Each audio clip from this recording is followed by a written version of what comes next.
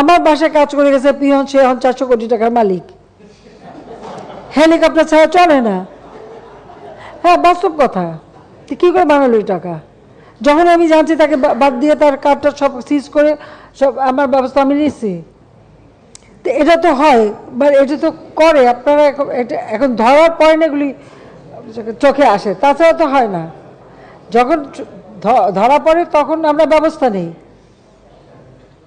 এটা তো একটা মানসিকতা। আর একটা কথা আমি বলি, এটা শুধু আমাদের দেশে বলে না, সারা বিশ্বেই যে দেশটাই অর্থনৈতিকভাবে উন্নতি হয় সেখানে কিন্তু এই ধরনের কিছু অনিয়ম কিছু লোকের হাতে চলে যায়।